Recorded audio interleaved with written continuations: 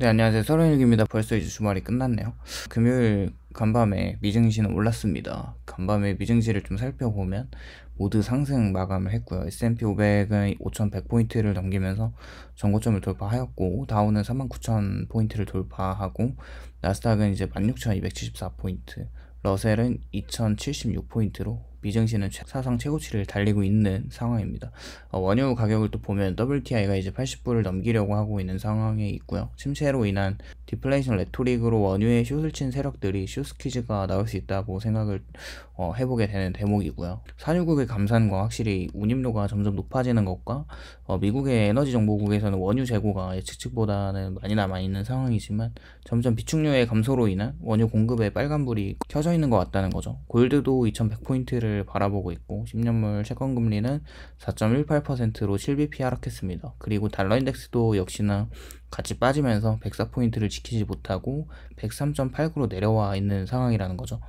금요일에는 ISM PMI 제조업 지수가 발표되면서 급등하던 10년물 금리를 잠재웠고 하락한 S&P 및 다른 증시 선물들을 끌어올렸습니다. 간단히 보면 예측치는 49.5%에서 47.8%로 다시 하락하는 모습으로 반등하는 제조업이 다시 수축하는 모양으로 무시할 수 없는 지표가 발표가 된 거죠. 이로써 ISM 제조업 지수는 16번째 연속으로 PMI 지수가 50 이하로 수축 국면으로 들어와 있는 상황입니다.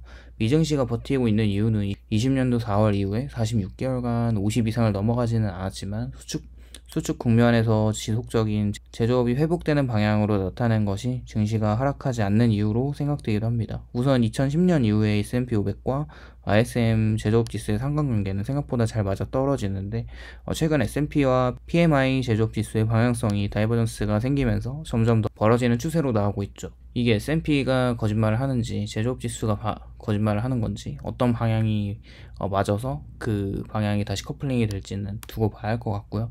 표면적으로 9개의 ISM 지표 구성 항목 중에 6개는 지속적으로 수축하고 있는 방향을 가지고 있습니다. 하나하나 살펴보면 신규 주문은 저번 달까지 상승하는 추세였다가 2월은 하락으로 바뀌었죠. 신규 주문이 중요한 이유는 다음 달에 나오는 지표에 영향을 직접적으로 주기 때문에 그렇습니다.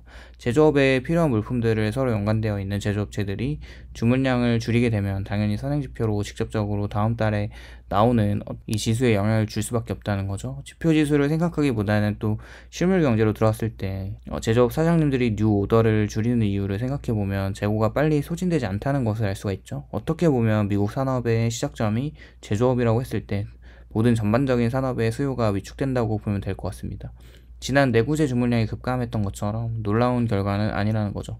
생산도 역시 다시 수축으로 돌아서고 있고 제조업의 고용도 줄어드는 추세를 피할 수가 없고 수요 공급 속도는 느려졌는데 이것은 또 홍해 사태와 연관이 있다고 생각하고 있어요. 그리고 소매의 재고가 또 늘었고 회사의 재고가 소진이 안 된다는 것을 보여주는 앞서 설명한 부분과 일맥상통합니다. 가격은 또 미세하게 빠지고 있는 거죠. 정리를 해보면 신규 주문 감소와 생산 고용의 감소, 수요 공급은 느려졌고 원자재 재고 감소와 소매 쪽의 재고는 늘었고 여기서 문제는 수출과 수입 물가의 증가로 좋은 점이 하나도 없는 뭔가 디플레이션인 것 같은 스태그플레이션의 느낌의 발표가 나왔다는 겁니다. 우선 저는 이번 발표로 5개월 연속 고용 감소세가 심상치 않다고 생각하고 있어요. 특히 2월은 가속도가 더 심한데 6개의 섹터 중에 유일하게 교통장비를 제외한 모든 영역에서 산업 수축이 진행되고 있고 지속적으로 많은 사업체들의 응답을 보면 계속해서 사람들을 해고하고 있는 것과 신규로 사람들을 고용할 생각이 없다는 이야기가 있죠. 원래 제조업은 수축이어서 23년 10월 이후로 구인 구직이 1대1 비율로 맞았었는데 이 비율이 이제 구인보다 구직의 비율이 더 높아지지 않을까 생각합니다. 18개의 제조업 산업 중에 4개 정도가 성장을 하고 있고 나머지 14개의 제조업 산업들은 하락하고 있는데 특히 식음료 산업이 버티지 못하고 해고율이 높아지고 고용률이 낮아지는 상황인 것을 보면 분명 서비스 PMI도 좋은 상태는 아니라고 생각합니다. 또한 미시간대 소비자 심리지수도 하락으로 전환을 했고요. 물가지수는 5년 기대치와 2월 예상치는 각각 예상치에 부합하면서 10년물 금리를 떨어뜨리는 제조업 지수와 미시간대 소비 심리와 물가지수가 한몫을 한 것 같습니다.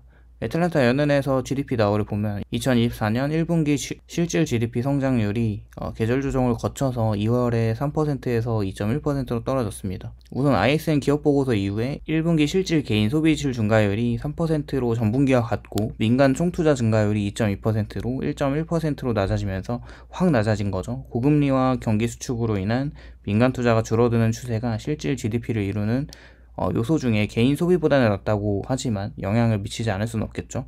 상반기 이후에 하반기로 진입할수록 미국의 소비가 위축될 것 같다는 지표들이 또 명확하게 나오고 있고, 오늘 이런 지표 발표 이후에 사실 10년물 금리가 많이 빠지게 됐는데, 앞으로 이제 4.2에서 4.3 사이에서 사실 밴드선에서 계속 왔다 갔다 할 것 같은데, 어쨌거나 장기적으로 보면은 10년물 금리도 떨어지지 않을까라는 개인적인 생각입니다.